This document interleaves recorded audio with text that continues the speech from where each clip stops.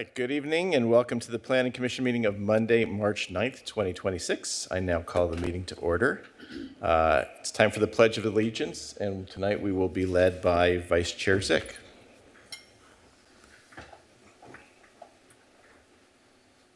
I pledge allegiance to the flag of the United States of America and to the republic for which it stands, one nation, under God, indivisible, with liberty and justice for all. Thank you. Anna, will you please do the voice roll call? Chair Harlan. Here. Vice Chair Zick. Here. Commissioner Rojas. Here. Commissioner Klepak. Here. Commissioner Andrade. Here. Commissioner Dixon. Here. Commissioner Martinez. Here. All right, just in time. Takes us to public comments for matters not listed on the agenda. These are items that are within our jurisdiction, but not on the agenda. I'll open public comment. If you'd like to speak, please come to either podium, or if you're participating by Zoom, please use the raise hand option at the bottom of your screen, or if you're joining by phone, please press *9. Anybody in chambers wish to speak? Any of the four? Nope. Okay. Anna, do we have anybody on Zoom or phone? No, we do not, Mr. Chairman. Okay. I will close public comments. Takes us to planning commissioner comments and suggestions. Let's start with Commissioner Rojas. I got nothing. Okay. Commissioner Klepak? None for me. Okay. Commissioner Andrade?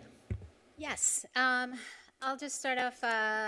Happy Tuesday. Tuesday, is it Monday? Monday. It's Monday. Yes. days are all melted together. We just moved down the street from Wilson Street, so very exciting times. So, and thanks so much for your understanding and a late arrival. But I want to give a huge appreciation and shout out to the city staff for a wonderful and insightful Neighborhoods Where We All Belong session at the Norma Herzog Community Center. I think it was a great turnout of folks that came out to the presentation. The interactive activities I thought were really great. The summaries, I think, really highlight all the work that has been done so far. And just leaning back on the interactive activities, I really did appreciate the little block portions to kind of give folks a visual on what the structures or recommended structures that could be built will look like, taking us back a little bit to block playing as children, but I think very useful. So thank you. Looking forward to the final community sessions and to see what else we can gain from insight. Thank you. Commissioner Dixon? Thank you. Just a brief follow-up from the last meeting, and welcome everybody who's here. It's great to see people in the chambers. We had a discussion related to one of the items about the security guards and the council policy change, or the change regarding 24-hour security guards. And we had discussed recommending to council, and I had sent an email to the chair and staff, and it seems like the best path would be for council to do that. And there have been some indications that council will be addressing that issue. And it's just, I wanted to bring it up again because we had a zoning administrator decision from Friday on just this subject. So I think that for staff and for the applicants, it'll be a huge cost-saving and time-saving effort if we can streamline that process, and so we don't have to have individual applications come forward every time that happens. So I just want to give a quick follow-up on that. Thank you so much. Thank you. Commissioner Martinez? Thank you. There are a few community events that are coming up. First, the Spring Bark Bash. This is an event for all things canine. The canine unit of the CMPD is going to be at T. Winkle Park. There will be pet adoptions, pet supply, vendors, photo booths, face painting. It'll be a very fun event. This will be Saturday, March 21st from 11 to 2 at T. Winkle Park. So go check it out. Next, the community feedback on the Fairview Developmental Center will be continuing. There will be 3 open houses in late March that I'm sure Director Tai will cover during her part of the meeting. And last community event, if you're interested in volunteering at Fairview Park, our jewel of Costa Mesa natural space. There's numerous volunteer opportunities on Fridays, Thursdays, Saturdays, whenever you're free. So if you're interested in helping preserve this natural open space, please check out our city website and see how you can get volunteering. Two past events that I wanted to mention. First, I also attended the Neighborhoods Where We All Belong community meeting at the Norma Herzog Community Center. Good event. Thank you, staff, for organizing that. And then I also saw Public Works team out at Placentia and Center Street working on possible design options for a new crosswalk at that intersection. I know there's been a lot of organizing to get something there so that we can make our streets safer. So it's very good to see that. And then a future government action, the Newport Mesa Unified School District has their board meeting tomorrow night, where they are considering several measures that will make it harder for students to ride their bike to school. This includes banning bike riding for students in second grade and below.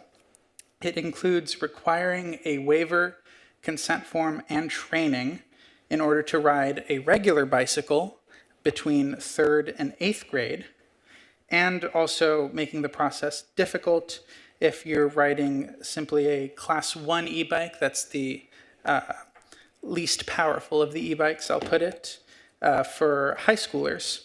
And then all other kinds of e-bikes would be banned. I think this is a response to what a real problem is, which are electric motorcycles, e-motos. Sometimes other people call them motorized cycles or mopeds. These are devices which do not follow the classification of an electric bicycle as defined in state law. State law requires that an e-bike can go no more than 20 miles per hour if it's a class 1 or 2, no more than 28 miles per hour if it's a class 3. If it's a class 3, that also requires the user be above the age of 16 years old and requires all users to wear helmets. All students, everyone under the age of 18 is also required to wear a helmet. So these requirements by the Newport Mesa board to make it more difficult to ride even the regular bicycles, I think are poorly thought out. The policy, even as written, is it's poorly written, even if I were to agree with the policy outcome. So I encourage everyone who wants to encourage our children to be active, to get to school safely through means other than riding in the backseat of a car, to go to the Newport Mesa board meeting tomorrow night at 6 p.m. On Bear Street, and let them know that you want our children to be active and be able to get to school by bike without them making it more difficult to do so. Thank you. Thank you, Commissioner Martinez. Vice Chair Zick? Nothing. Okay, and nothing for me tonight. We have one item on the consent calendar tonight. All matters listed on the consent calendar are considered to be routine and will be acted upon in one motion. There will only be separate discussion if an item has been pulled. Anna, has any item been pulled? No, there has not been, Mr. Chairman. Okay. Do we have a motion by Commissioner Dixon, second by Commissioner Martinez? Move to approve the minutes. Second. Okay. Let's call for the question. That motion carries 7-0. We have two public hearing items tonight. Anna, will you please read the title for public hearing item number 1? Public hearing item number 1, 2-year extension of time for master plan PA-22-30 for an 8-unit live-work development at 1711 to 1719 Pomona Avenue. Please note we have not received public comments on this item. This is a call for any ex parte communications. Commissioners, any ex parte communications? None? Just driving in the vicinity. Okay. All right, I will turn it over to Mr. Yeager for staff presentation. Thank you, Chair Harlan. Good evening, Commissioners. My name is Chris Yeager, Senior Planner with the City of Costa Mesa.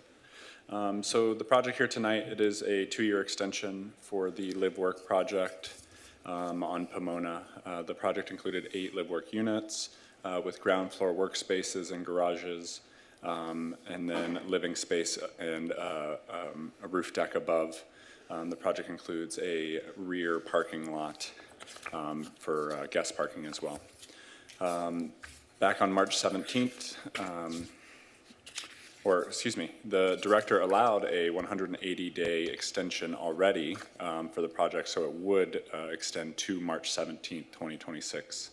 However, any extension longer than 180 days is required to be acted upon by the final review authority. So the application is in front of the Planning Commission tonight for that reason. The request is a 2-year time extension to pull permits. Currently, the project is under plan check, and it is also being reviewed by Southern California Edison for undergrounding. Once it gets through Southern California Edison, it'll come back to the city, and then the permits can be issued. So if approved tonight, the project, it would be vested until March 17th, 2028, more than enough time to get through this process. Once the permits are pulled and construction begins, the project would be fully vested. So the required findings for time extension, basically it requires that there's no change in the conditions or circumstances of the site. There have been no changes, and the project could continue as it's been proposed with the applicable development standards. In addition, there's been no amendments to the general plan, zoning code, or urban plan that would result in the denial of the original project. No other changes to the plans that would preclude the approval of the time extension. The project is conformance with the general plan and that it is at the allowable density. The current infrastructure supports the project. It would promote a residential ownership product in the city, and it is a well-planned mixed-use project with prominent facades facing Pomona Avenue, which are compatible with other live, work, and commercial and industrial uses in the surrounding neighborhood. Back at the original approval, Planning Commission determined that the project was exempt to CEQA pursuant to categorical exemption class 32 infill development, and the time extension does not propose any changes to the approved plans, development intensity, or operational characteristics which would require any additional further review of CEQA. So with that, staff is recommending that the Planning Commission adopt a resolution approving the 2-year extension and to find that the project is exempt from CEQA. I'm available to answer any questions if you have any. Okay, thank you, Mr. Yeager. Commissioners, any questions of staff? Vice Chair Zick is nodding his head. Go ahead. Thank you. Thank you, Mr. Yeager. First, just a comment, condition of approval number 6. I like that condition.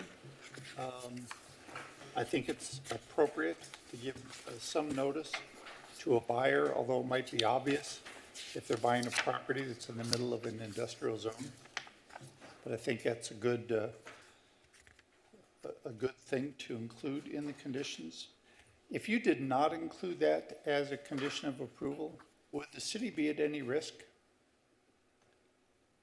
In other words, why are you including that condition of approval? So the Mesa West Bluffs urban plan, it requires this as a condition of approval, that the buyer's notice be provided and that the live work units remain as a place of work in the work area. So since the urban plan prescribes it as a condition, that's the main reason why it's included. Do you anticipate this condition existing in the new construct for the rezoning plan for the city, where we're rezoning lots of industrial and commercial land? Do you want to comment on that? Specifically, I'm not sure if that full analysis has been done, if we are going to be including that or not, but that could be something that we discuss through the process. Okay. If the urban plan prescribes it and remains, it would remain as a condition. Okay. And then the question I've got, when an applicant pulls a permit, building permit for a project, is there a time limit within which they must get a certificate of occupancy, in other words, complete the project?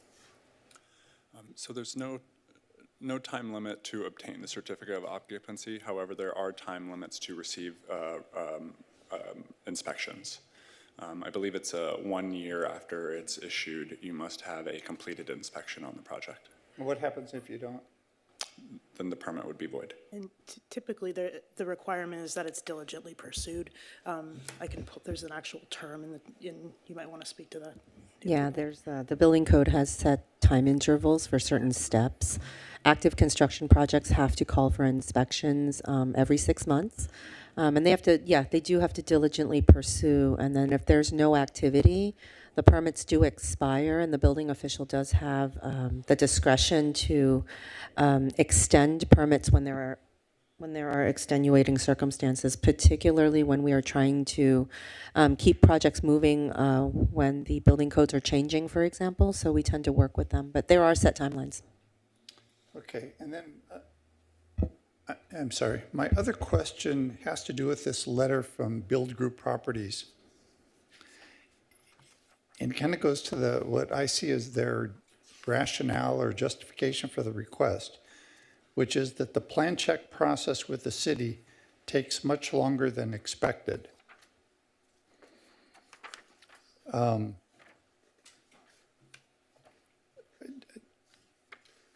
Do we really think they need a 2-year extension, and that a 1-year extension or a 6-month extension, considering how long it's been since this was originally approved, is necessary?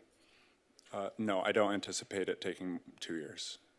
The request originally came in, I believe it was for 6 months, in my discussions with them. I just wanted to make sure that we didn't have to come back here in 6 months if there were some extreme circumstances that happened. So if we gave it 1 year, you think it would happen within 1 year? Yes. Okay, good, thank you. Okay. Commissioner Martinez, then Commissioner Dixon. Thank you. And perhaps this might be a better question for the applicant, but I want to understand, it seems like the thing that is holding up this project is Southern California Edison and undergrounding of utilities. Is that accurate? So the undergrounding of the utilities, it wasn't included in the initial round or two of plan check. And then it was a condition of approval on the project. So the applicants did receive communication from the city that it needed to be done, and then since then they've been in communication with SCE. So they didn't include the undergrounding in the plan check, and that's why it's been delayed. And it's not because SCE has taken a long time with whatever they need to do. I'm not sure of SCE's timing. I know that the applicant is actively working with them. Okay. And then is the undergrounding of utilities something that can happen after a project has been built? In other words, like, could they just start building the project and then do the undergrounding later? Typically, the undergrounding is going to be included with the grading, which is going to be one of the first steps in the project. Okay, thank you. Commissioner Dixon? And I just wanted to kind of comment on Vice Chair Zick's comment. This was, the buyer's notice used to be sort of buried in CC&Rs. And back when we were approving a lot of the live-work units in the mid-2010s, we had a lot of opposition from adjoining property owners who were running, there was, for instance, one that I explicitly remember was that development on the corner of Harbor and Hamilton, and the folks who were running the rental business was very exercised about, and I understand, he's got a busy rental yard with a lot of noise at 6 o'clock in the morning. And so we, as a commission, decided that we would bolster that buyer's notice so that there would be much more front and center, and so people would be aware that they were buying a property that was next to an industrial or a commercial operation, and there may be associated noises with that operation that, of course, can't exceed the noise ordinance, but, so that's a little bit of context on where that came from. Thanks. Okay. Any other questions, commissioners? Okay. I'm going to open the public hearing and ask if the applicant or applicant's representative is present.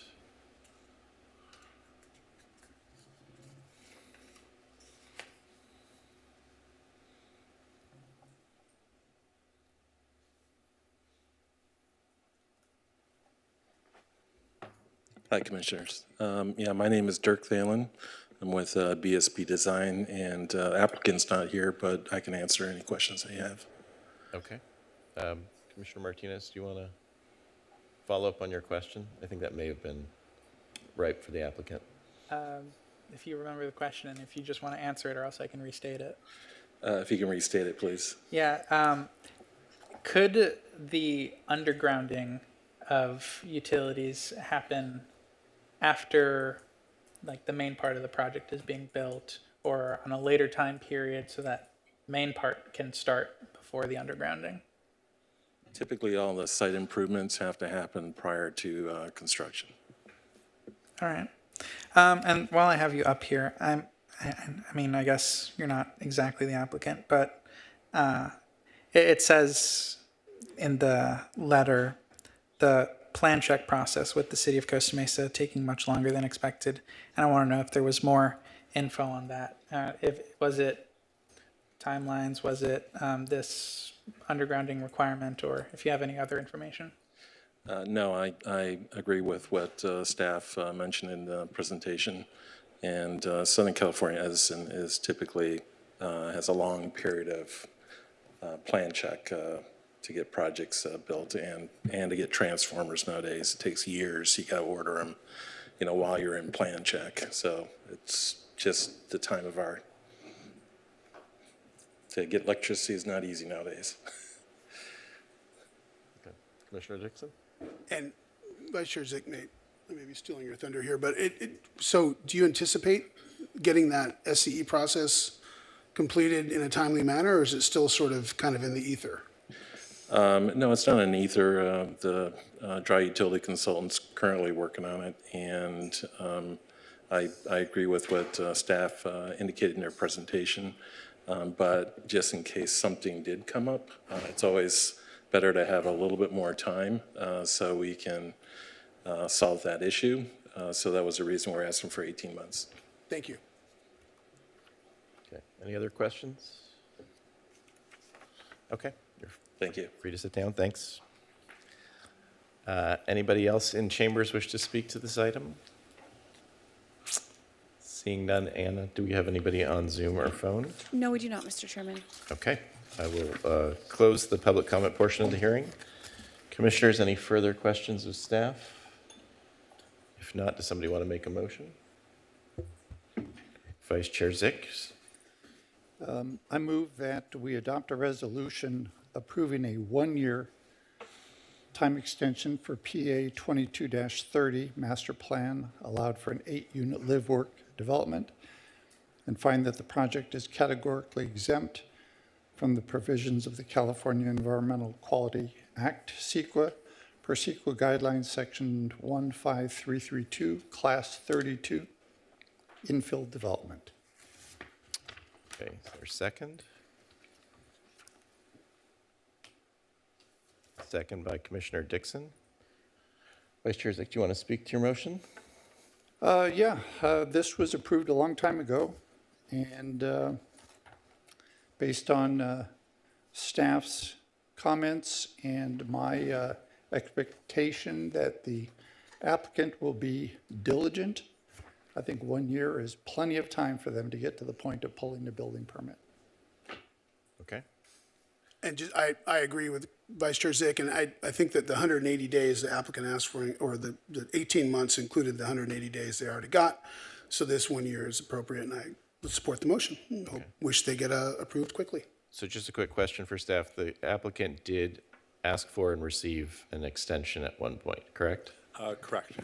The director granted a 180-day extension, which expires on March 17th. And that was prior to the 2-year expiration or closer to the 18-month expiration? So they have received a 180-day extension after their 2 years of approval. Okay. Okay. All right. We have a motion and a second. Any final comments?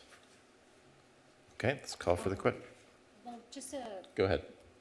a question for staff. Do you have any concerns that this could be fulfilled in just a year, or will we be back here for another extension? the undergrounding is pretty much the only thing that's pending in the plan check.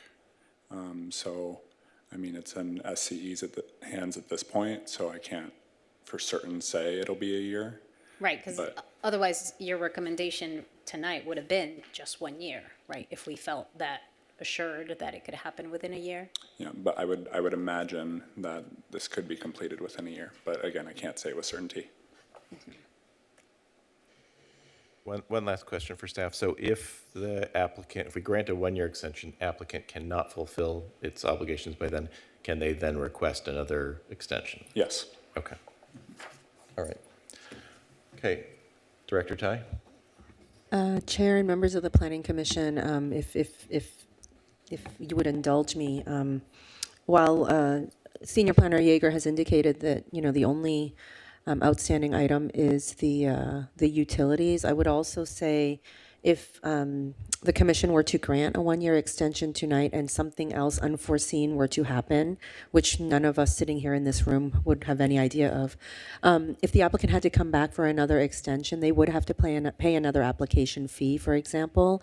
And so my recommendation would be to, on a staff level, would be for the full 2 years, just to provide the applicant the utmost flexibility and to avoid any possibility that they might have to come back and ask for another extension. So I would just want to reiterate that. I mean, obviously, it's the commission's decision, but in our experience, we just never know what comes up sometimes. So thank you.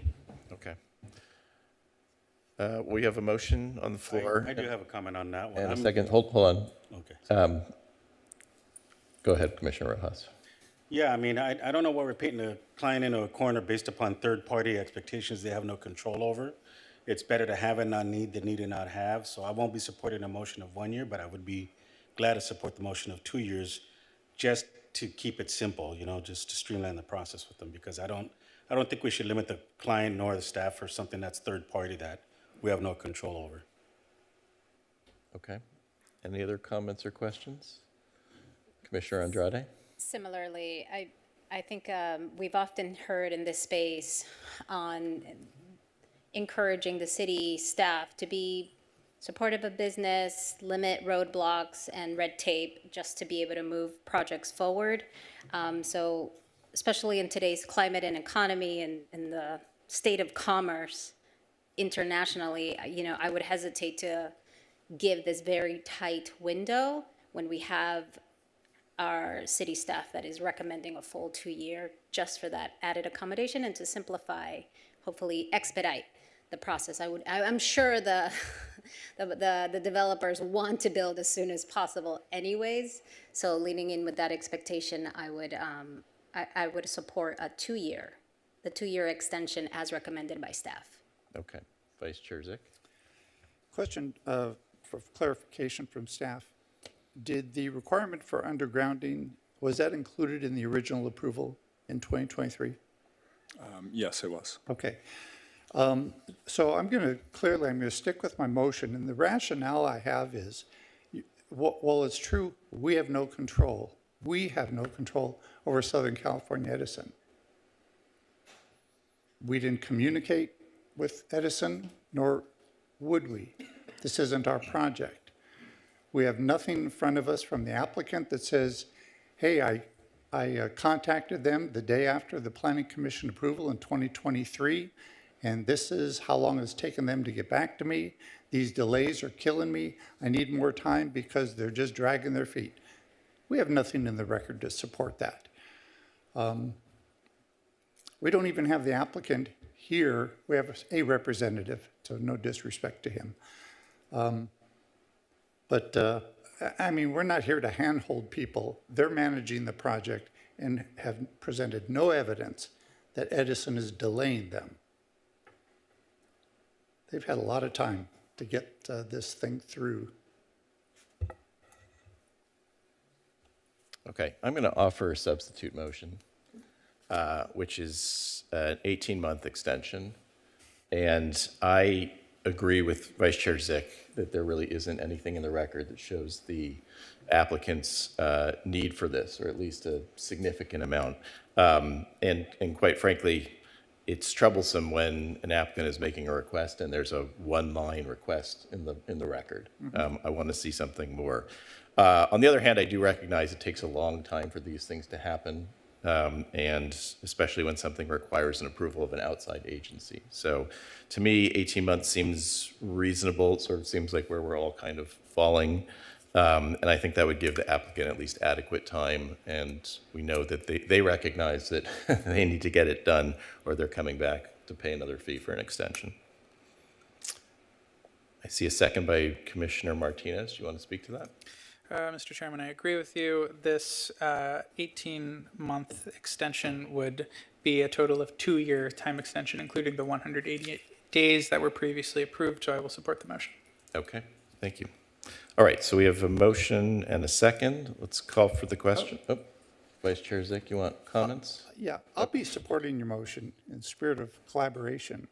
And I would like the applicant's representative to take back a message from me. And you've heard my message. Thank you. Okay. Any other comments by commissioners? No?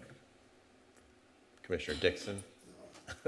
Okay, let's call for the question then. That motion carries 7-0. Okay, that decision is final unless appealed to the City Council within 7 days. We have our next public hearing item. Anna, will you please read that into the record?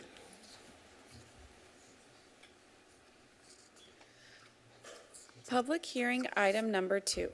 Design review PDES-25-0003, tentative parcel map PTPM-25-0003, and development review PDVR-25-0005 for a common interest development consisting of two-story townhome condominiums located at 121 Cecil Place. Please note we have received public comments on this item. This is a call for any ex parte communications. Any ex parte communications, commissioners? Commissioner Klepak? Just visited the site. Okay. Commissioner Rojas? Same here. Okay. All right. I will turn it over to Mr. Villalobos to present the item. Good evening, Chair and Commissioners. My name is Gabriel Villalobos, and I am an Assistant Planner with the Development Services Department, and tonight I am presenting my findings for a residential common interest development project located at 121 Cecil Place. The proposed project includes demolition of an existing single-family residence and detached garage on the property to allow for the development of two-story townhome condominiums that would total approximately 2,938 square feet of livable area per unit. Each unit will contain 4 bedrooms and 3.5 baths and will also include a 444 square foot 2-car garage per unit.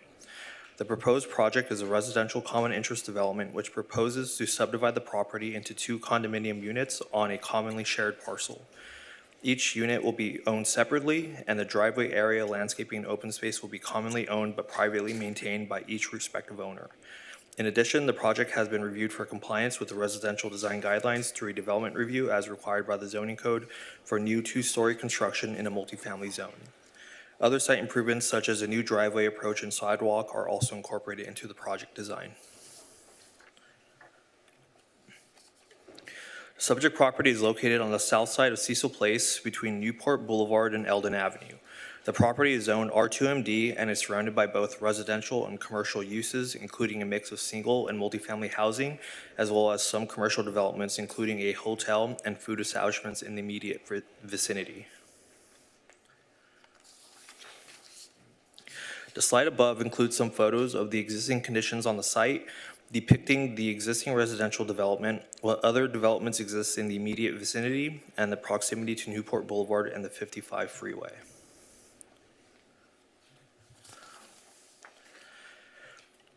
The slide above shows the proposed subdivision of the property.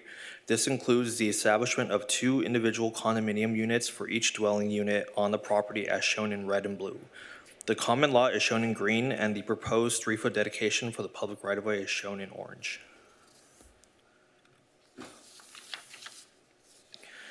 The site plan above shows the location of each driveway, garage, and building footprints proposed on the subject property. Each unit will share a common driveway approach, but will have their own individual driveway and two-car garage, providing for a total of 8 off-street parking spaces consistent with the city's parking requirements for the type of development proposed. Landscaping will be provided throughout the development, and each unit will have their own private yards located within the common lot. The CC&Rs and HOA, as conditioned through this project, will be established by the applicants to regulate individual maintenance of the landscaping, open space, and driveway areas. Shown above are the floor plans for the first floor of each unit. Most notably, each unit will have their own two-car garage and will also have covered patio areas at the rear and sides of each unit, along with a guest bedroom on the first floor.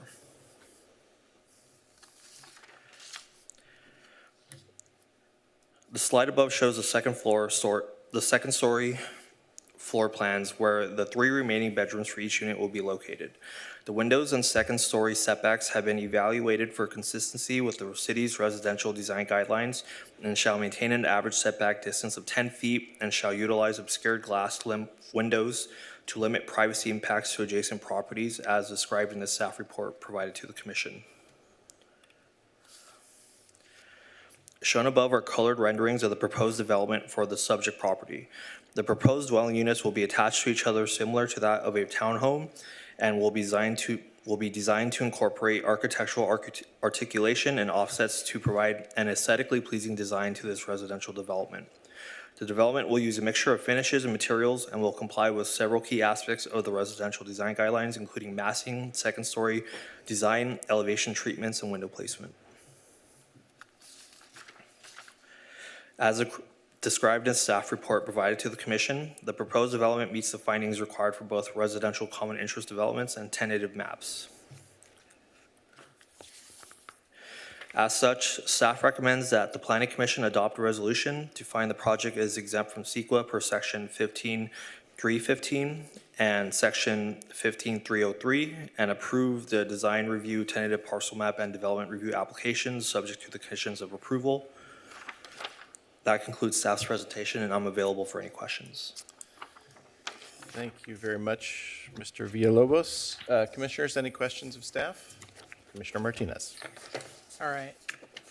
First, I just want to understand why this came to us as the Planning Commission and if a project like this would come to us in the future.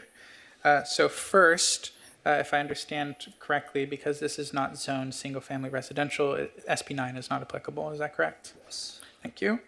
A design review.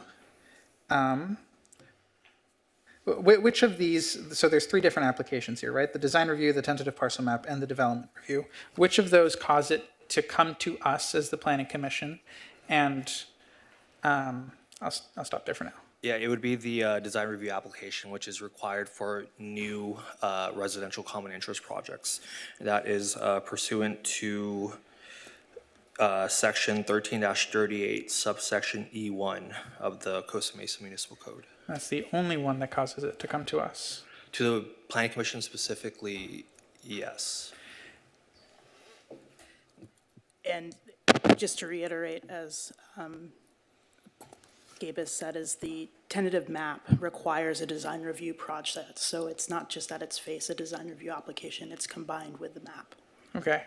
And then with our proposed amendments to the zoning code that we sent over to the City Council, didn't we remove which one did we remove? Was it the design review? You mean the recently adopted small lot ordinance revisions that we just approved? The housing element rezone? No? Neither of those included modification to a section like this, but there is discussion as part of the updates to the housing process to modify processes for all different unit types and processes. So we anticipate that possibly a smaller project like this would see a different entitlement process through after that's approved. Okay. Yeah, just to clarify, the housing element related streamlining provisions had to do with housing element sites, I think, of which this one is not, and also to streamline projects that have 20% lower income as ministerial review to echo the existing state statute. So that was the major streamlining, and there were a couple other process streamlining steps that affect housing element sites, but not this particular one. Okay. The sidewalk, I see it's a 3-foot easement. Is there already a 1-foot on the Cecil Place side that's already an easement for the city? I know there's like a dotted line in the plan with, that's in the middle of the, what would be a sidewalk.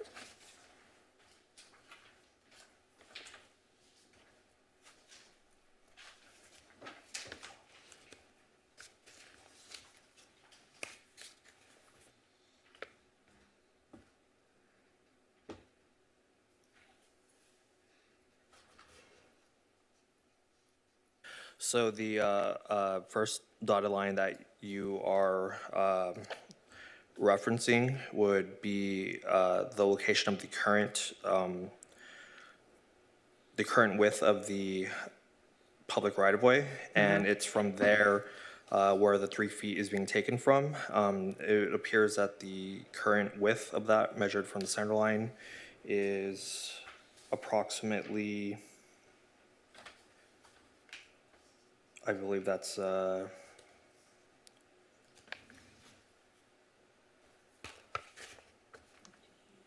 yeah, it appears to be 22 feet, but with the request for the additional 3 feet, that would bring the half width of the public right-of-way to up to 25, which is being requested by the city for this Okay. project.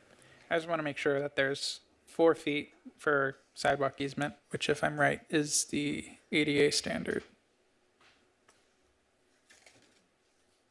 Commissioner Martinez, the ADA standard, if at the very bare bones minimum, is 3 feet, but our city standard is typically 4 feet. Okay, so to our city standard then. This condition was provided by transportation to include the 3-foot wide sidewalk, but it could be modified by the commission if desired. If I'm reading the plans correctly, I think it already includes 4 feet if you include already existing public right-of-way. So I don't think I'll make a change. And I wanted to ask, is a sidewalk also being proposed to be built, or is it just the easement?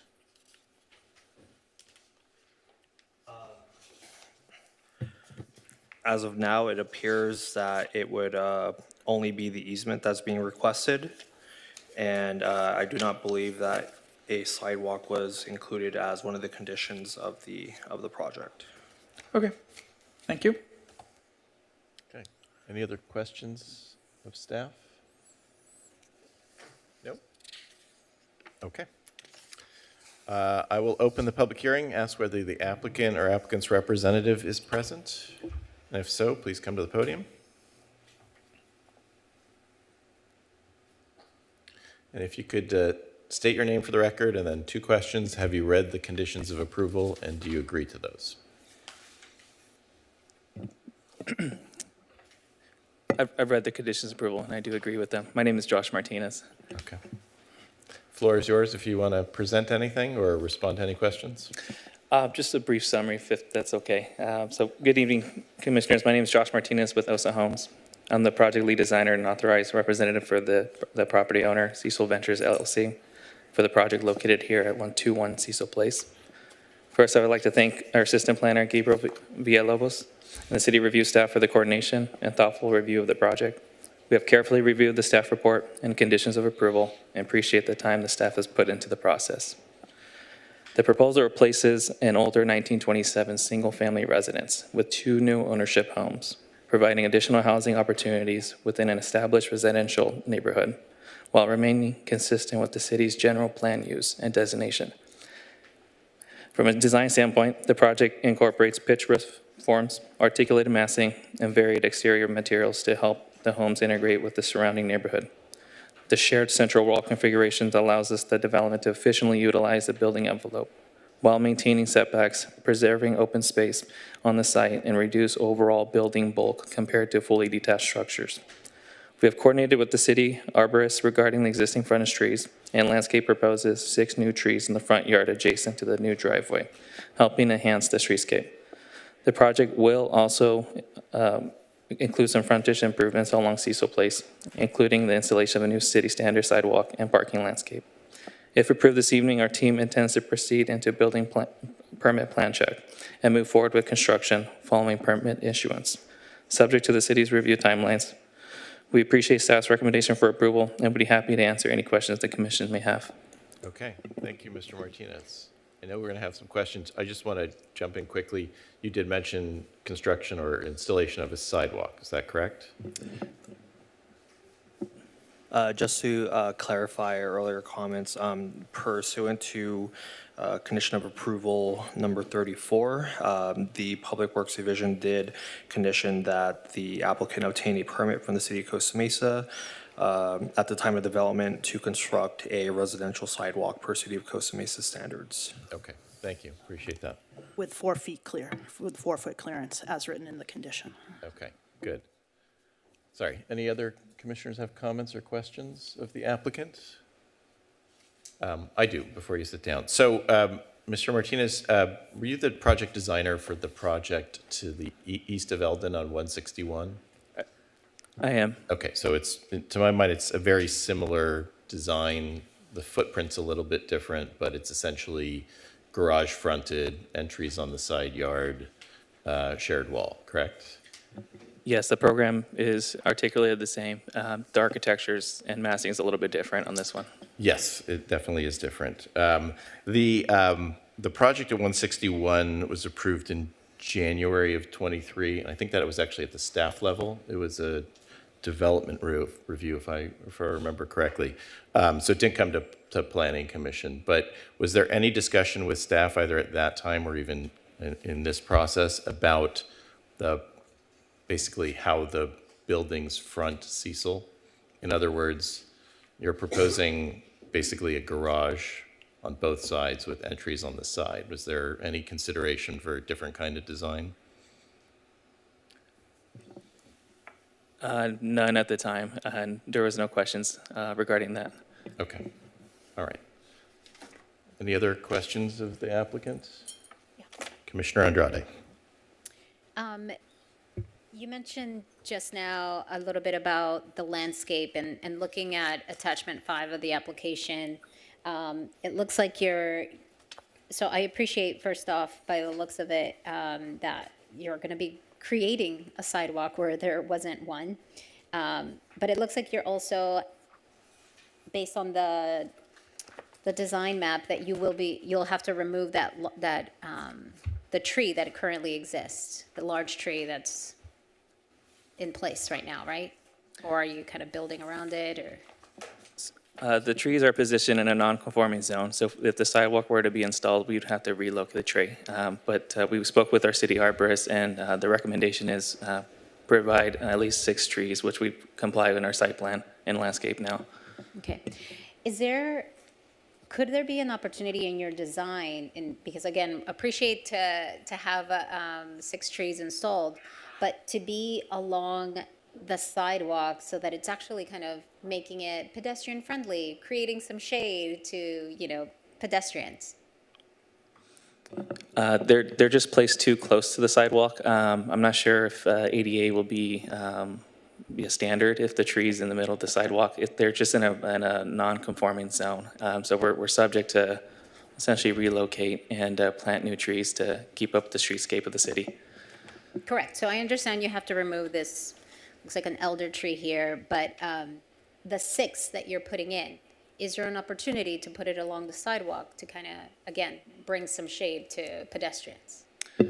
There is adjacent, I guess three trees on both sides are actually adjacent to the the sidewalk. So it is in the proximity of the sidewalk, just not really a canopy. It's really on lot, but the natural grade where the trees will be placed actually bleeds into the sidewalk per se. The sidewalk will be, remain dominant feature. Adjacent to it would be the landscape where our trees would be. So is there an opportunity to have those trees provide shade along your sidewalks? I'm just not sure how I can comment on it. Probably will need to work with City Public Works about a tree just being in the new proposed sidewalk. Yeah. Right, I mean, we see it designed along many streets along Costa Mesa that help us build upon the canopy that you mentioned.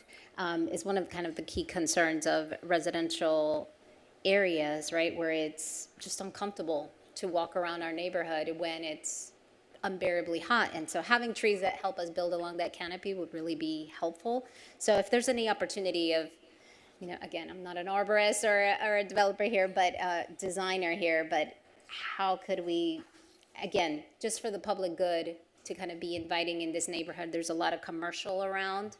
I often see in this neighborhood lots of parents strolling around, people walking and exercising. I'm sure they would greatly appreciate a developer that's kind of taking into mind how their structure is actually building, providing them a service, right? Thanks. Understood. Thank you. All right. You can sit down, Mr. Martinez, and I'll call you back if you want to respond to any other comments or questions from public comment. Thank you. I'll open the public hearing and ask, well, it's open now. Do we have any other people in chambers who wish to speak on this item? Anna, do we have anybody on Zoom or by phone? No, we do not, Mr. Chairman. Okay, I'm going to close public comments. Commissioners, any further questions? Commissioner Dixon? Staff? Yeah, for staff. Just wanted a clarification on condition of approval number 17, because it seems like that contradicts the plan.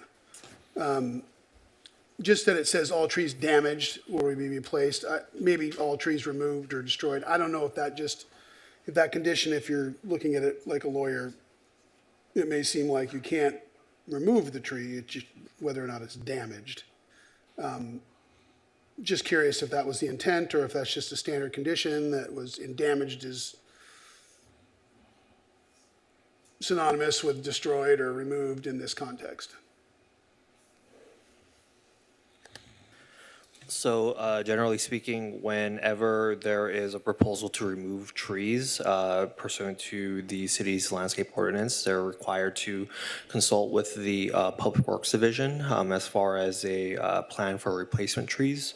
In this case, it would appear that the applicant had conducted those discussions with the city arborist, and I guess a replacement or mitigation plan was approved that would include the replacement of the one tree with the proposed landscaping that's included as part of this project.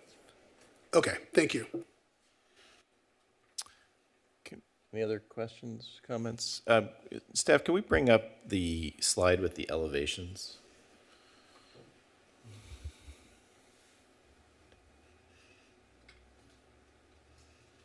There, perfect, okay. Less so a question, although I might get to one, more of sort of a comment. So looking at the front facade on Cecil, I referenced another project that was approved a few years ago down the street. It's very similar in how it kind of approaches the street, which is two two-car garages fronting the street. You can't see the entrance to the house. It's off on the side. And in this case, there's no, I would say, relief between the two properties or two buildings. At least at the 161 Cecil, which, sorry, I don't have an exhibit for, there's a little recession between the two. So you can clearly see that there are two different buildings there. This, to me, is very monolithic and doesn't really kind of address our interest in creating more of a pedestrian-oriented environment. I'm only raising it because this is, in fact, a design review. However, it's always a frustration because it is just design guidelines that we have. You know, the applicant seems to be complying at least with the guidelines and our code requirements, but from kind of a design perspective, I don't know that this necessarily creates the kind of streetscape environment that we want. I'll also note it is very much not part of the neighborhood pattern. Pretty much every other property has a garage and the entry facing on Cecil. In fact, the only other property that doesn't in the neighborhood is the other one at 161. So I'm just bringing this up for commission's consideration as we come to a motion. Like I said, I don't know that there's a resolution to it, but I want to note it because I am going to encourage the city and council in particular to focus on objective design standards, actual standards that can be more readily applied to get the kind of development that we are looking for, especially with regard to try and enhance pedestrian activity on our streets. So that's more of commentary than question. Does anybody have any more questions, or would someone like to make a motion? Motion by Commissioner Dixon. All right. I will move that the Planning Commission find the project is exempt from the provisions of the California Environmental Quality Act per CEQA Guidelines Section 15315, and that we approve design review PDES 25-0003, tentative parcel map PTPM-25-0003, and development review PDVR-25-0005, based on the findings of fact and subject to conditions of approval, with an amendment to condition of approval number 17 that just adds the words "or removed" after damaged in the second sentence. And that would be my motion. Okay, motion by Commissioner Dixon, seconded by Vice Chair Zick. Would you like to speak to your motion? Yes, I agree with you about the front facing and the relief. I think the 161 looks quite good, including the one next door to it. And I don't like the massing on the street. However, this is a very well-designed project in many other elements, as far as the privacy and the way it's on the lot and the way it gives some space and distance between the adjacent properties. I think that if you look at the 161 project, it's a very good-looking project, and it looks like it has a great design and implementation. I do concur with Commissioner Andrade's comments about the trees. It would be great if any effort could be made to move those 6 new trees, the olives, or at least 2 of those closer to the sidewalk for some canopy and some shade. That would be great. I'll leave that up to staff and the applicant. But if you look on Cecil Place, a lot of the sidewalks are just street and sidewalk. This is an opportunity to get some grass between the street and the sidewalk. And there's going to be turf grass there, according to the landscaping plan. But it would be nice if there were some shade, if at all possible. It may not fit, it may not be possible with the root systems and utilities and all that good stuff. But anything we can do to increase the canopy would be great. So, great project. I appreciate you bringing it to us. I would encourage you, if you bring additional project to Costa Mesa, to reduce that massing in the front and give more of a sort of a pleasant as you're walking by and approach. So thank you very much. Thank you. Vice Chair Zick. Thank you. So I'll be supporting the motion. I do want to just speak briefly to address the one public comment we had that expressed concerns about parking impacts on Cecil Place. Their interest was that there'd be more on-site parking. That's their interest. I only mentioned that. I think the project is well-designed. 2-car garage, place for 2 additional vehicles in the driveway. I think that's awesome. The trees lining the driveway, I imagine that's going to look nice. If there was a wide parkway, then trees could be in the parkway. But given the choice between trees along the street or a sidewalk along the street, I'd opt for a sidewalk along the street, and that's what you're providing. I think that's excellent. The view from the front, I would share the concern that's been expressed about maybe the way that looks from the front. But you know what? We're not the designers. You're the designer. And it seems to me that we've faced this before, and the constraint is the amount of frontage along the street and trying to have the width to be able to have not only garages, but an entrance.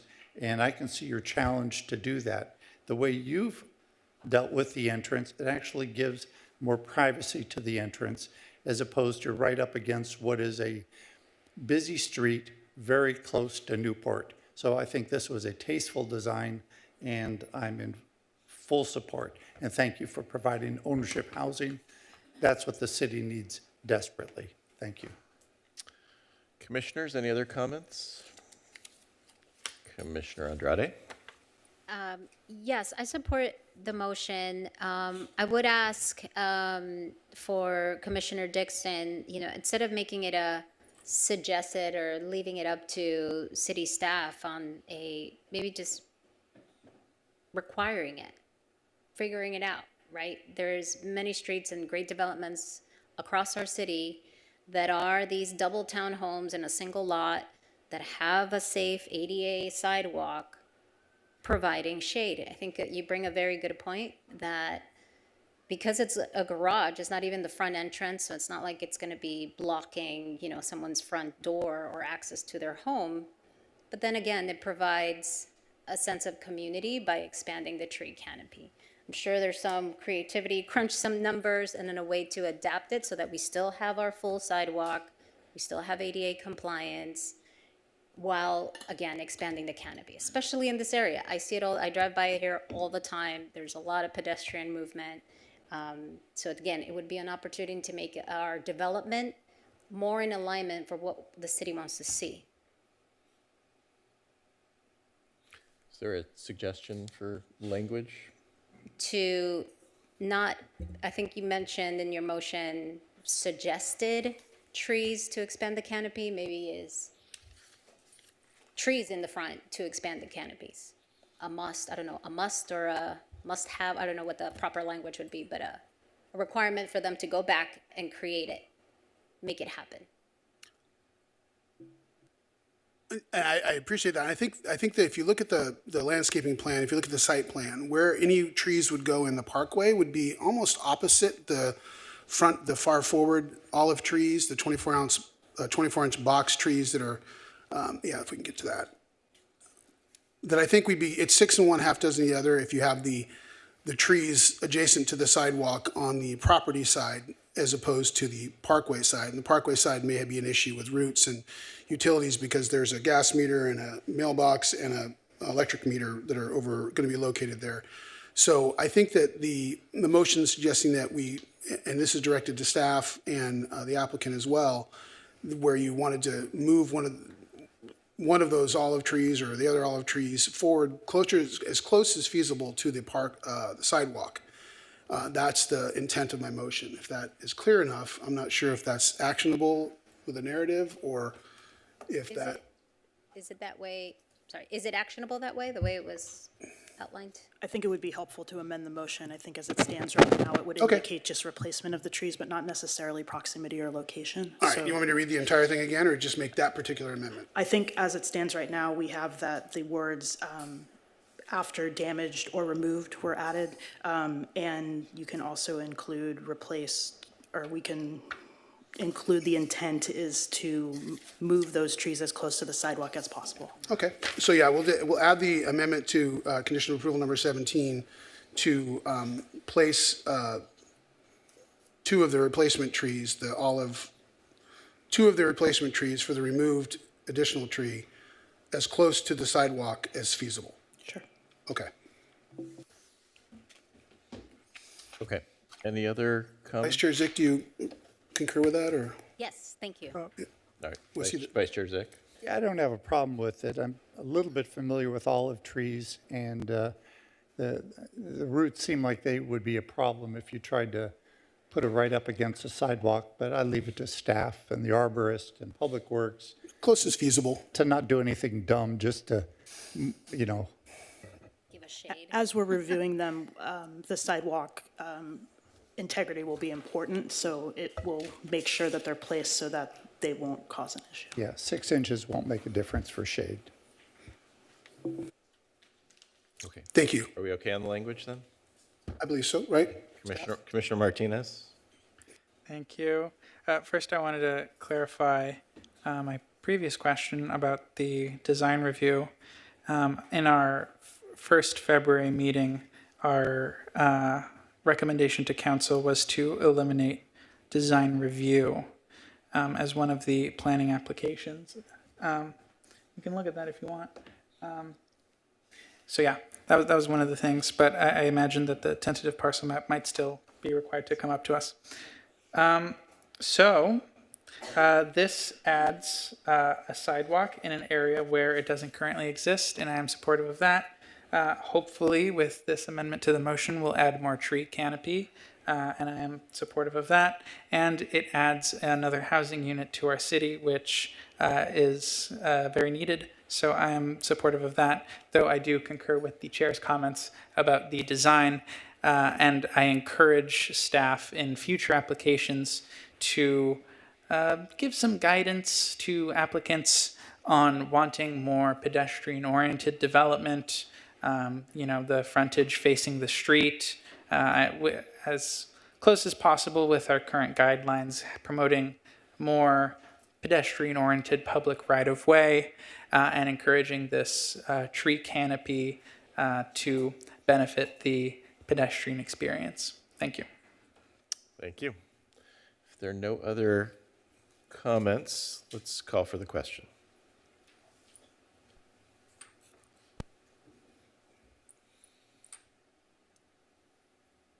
That motion carries 7-0. Okay, great. That decision is final unless appealed to the City Council within 7 days. I see we have no old business tonight and no new business, which takes us to departmental reports. Public Services, Mr. Yang. Thank you, Mr. Chairman, and good evening, members of the Planning Commission. So for tonight's Public Works report, we'll be speaking about Caltrans Reconnect OC. So Caltrans District 12, which Costa Mesa belongs in, is studying ways to reconnect neighborhoods in Orange County that have been divided or affected by state highways. The title of this community event is called Reconnecting Our Communities, ROC Study. It looks at priority areas in Anaheim, Buena Park, here in Costa Mesa, Garden Grove, and Huntington Beach, with a focus on improving safety, access, and how people get around. The goal is to enhance multimodal transportation in these cities. Once again, these are Anaheim, Buena Park, Costa Mesa, Garden Grove, and Huntington Beach. The objective is to reconnect neighborhoods divided by highway infrastructure, to increase multimodal networks for pedestrians, bicyclists, motorists, and transit riders alike, and also improve safety, visibility, comfort near roadways, freeway crossings, and underpasses. So for the public who are interested in attending this event, it's through Zoom or Teams, and you can go on site, www.reconnectingoc.org. Once again, that's www.reconnectingoc.org, and the meeting link is there, and the meeting is next Monday, March 16th at 6 p.m. So that concludes my report, and I defer back to the chair. Thank you. Thank you, Mr. Yang. Director Tai, anything from Development Services? Yes, thank you, Chair.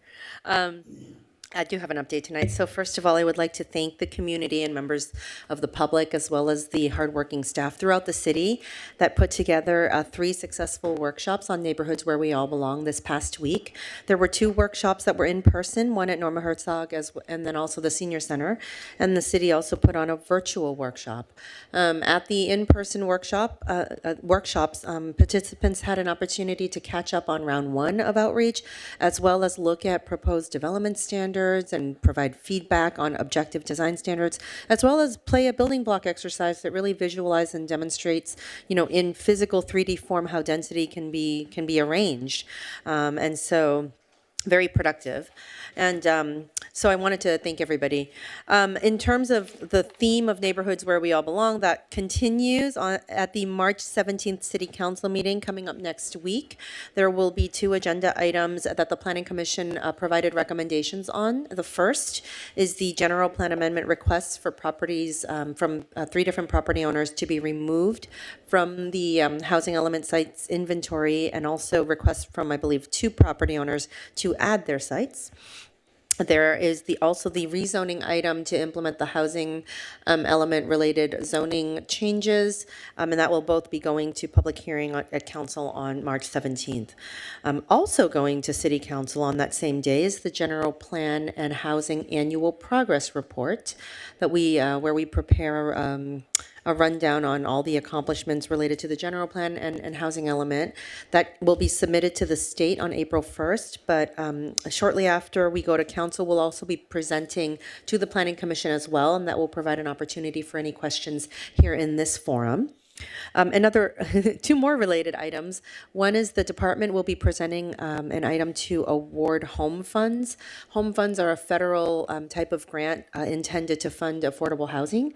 And so there were 2 proposals, and I think they're finalizing the staff report, but the department is proposing to award $1.5 million out to recipients. Ultimately, that will be a council decision as to how that is awarded, but that will be presented.